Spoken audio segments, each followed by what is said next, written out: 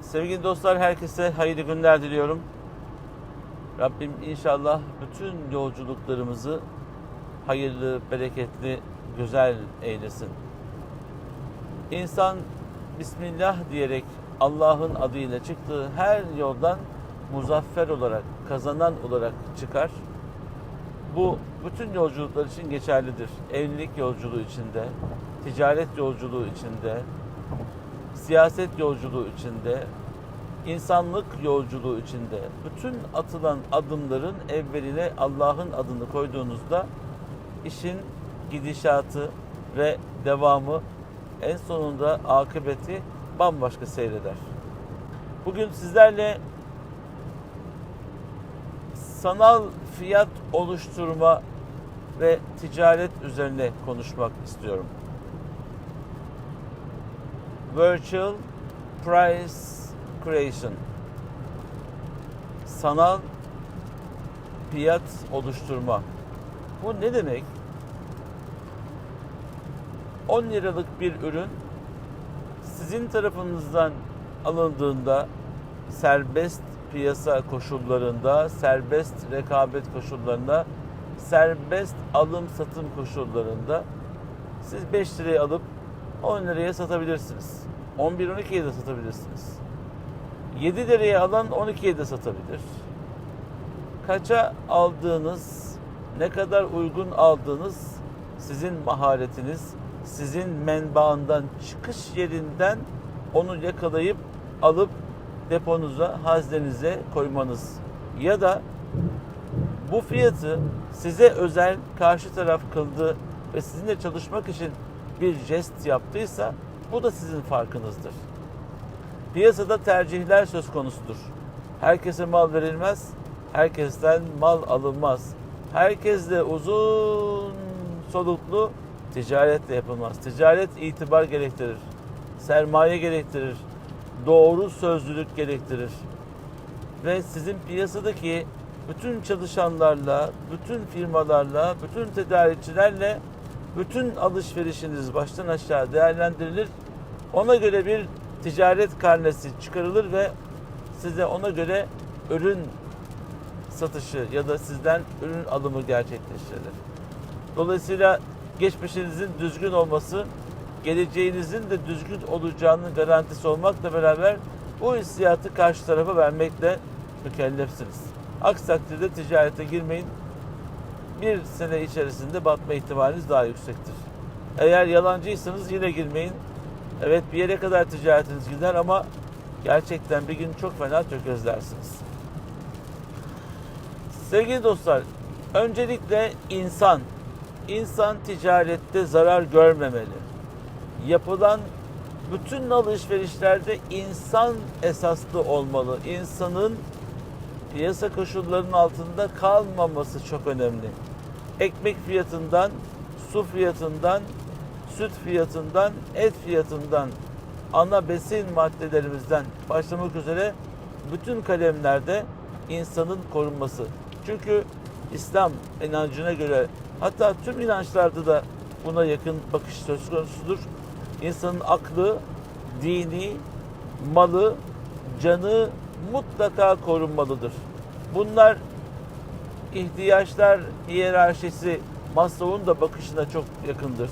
Dolayısıyla biz temel ihtiyaçlarımızı giderirken serbest piyasa koşullarında hiçbir stok, hiçbir tekel mağduru olmamamız gerekiyor.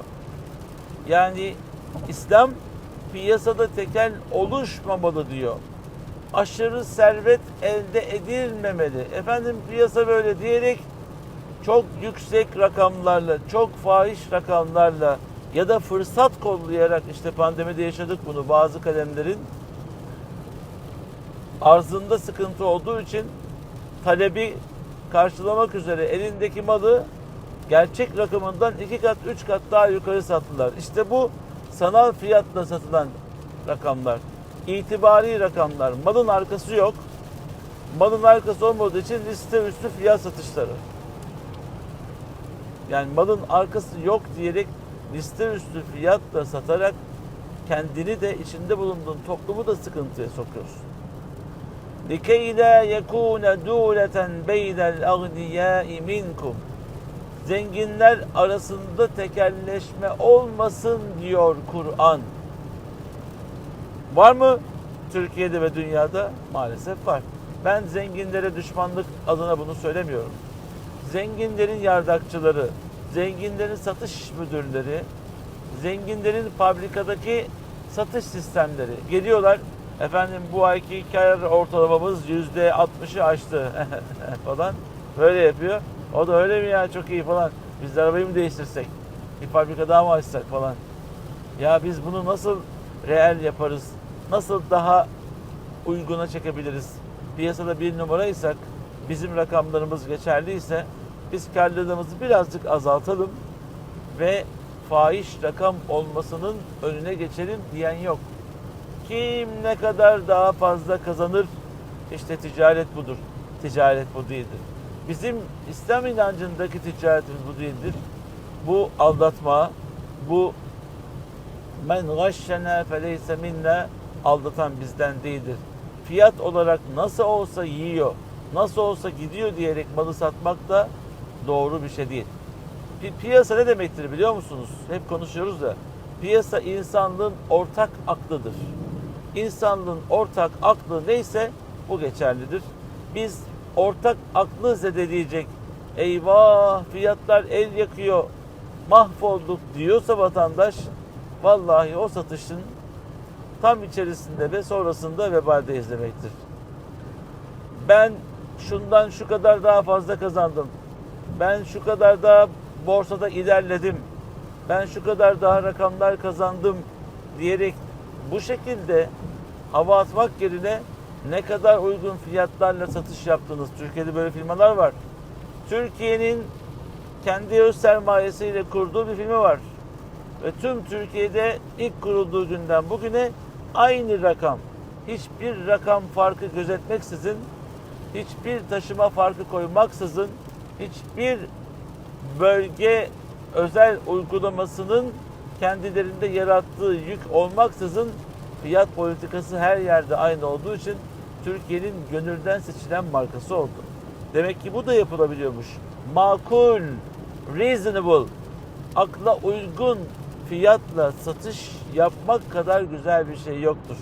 Kendi kardeşiniz, kendi çocuğunuz, kendi yakınlarınız da bu piyasanın içerisinde ve onlar da, sizler de hep beraber alım imkanı kolay olan bir hayatı hayal ediyoruz aslında. Bunu yaparak ne yapıyoruz?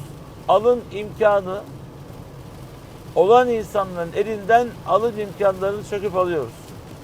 Olmaz ki. Çünkü bu şekilde yapmak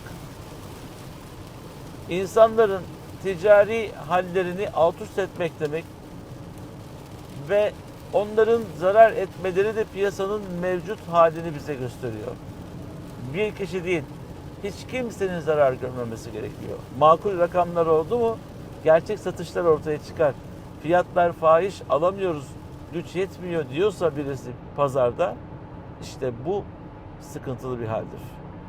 Ancak bunu vatandaş olarak biz ne kadar tahayyül edip ne kadar piyasanın içerisinde söz sahibi olabiliriz bilemiyorum ama herkese ufacıcık da olsa bir not düşüyor.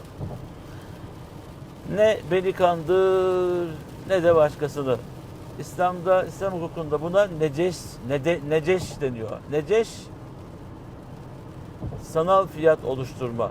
Biz sanal fiyatla, nominal, itibari rakamlarla dönmek durumunda değiliz. Bugünün fiyatı bugün için geçerlidir. Yarın hangi rakamlarla alışveriş yapacağımızı bilmiyoruz.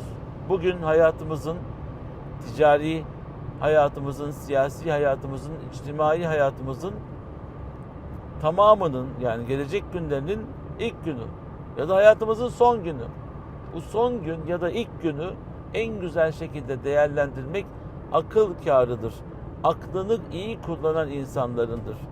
Yarına hiç kimsenin garantisi yok. Yarına çıkmaya garanti olsa insan çok başka şeyler yapar. Ama her şeyin ve herkesin sahibi olan Allah bir günlük ömrü en güzel şekilde yaşamamızı bize tavsiye ediyor. Öyleyse hiç kimseyi kandırmayacağız. Bir de malda muhayyerlik hakkı vardır. Yani Peygamberimiz Efendimiz Aleyhisselatü Vesselam'ın ticaretinde bunu görüyoruz. Seçim hakkı. Maalesef biz bu muhayyerlik kelimesini kullanıyoruz. Mal muayyer deyip geçiyoruz. Muayyer değil, muhayyer. Bugün ecnebiden yani başka ülkelerden öğrendiğimiz kanun bu. Nedir bu? Malı kullanıp beğenip birkaç gün sonra evet ben bu malı aldım, beğendim, memnunum, teşekkür ediyorum. Beğenmedim, memnun kalmadım, malı geri getirme. Yıllar sonra bunu uluslararası ticarette, uluslararası firmalardan bunları öğrendik. Yani ürün performans hakkı. Biz ürünün performansından memnun isek o malı alıyoruz. Malın en iyisini alma, seçme, kullanma ve mülkiyetimize geçirme hakkımız var. İslam'ın uygulamasında, Peygamberimizin hayatında bu var. Fakat biz bunu yıllar sonra kimden öğrendik? Ecnebi firmalardan öğrendik maalesef. Böyle şey olur mu ya? Malı aldın gittin, artık bu senin. Yani ben sana affedersin bu malı geçirdim, sen de bu malı aldın, artık geri dönüşü yok. Ne oldu? Öyle ya da böyle aldattın karşıdaki insanı. Bu da başka bir konu. İnşallah bunu size ilerleyen sohbetlerimizde detaylı bir şekilde anlatmaya çalışırız. Zira vakti güzel kullanmak da sünnet. Vaktimizi taşırmayalım. Herkesin ve her şeyin sahibi Yüce Rahman'a emanet olun.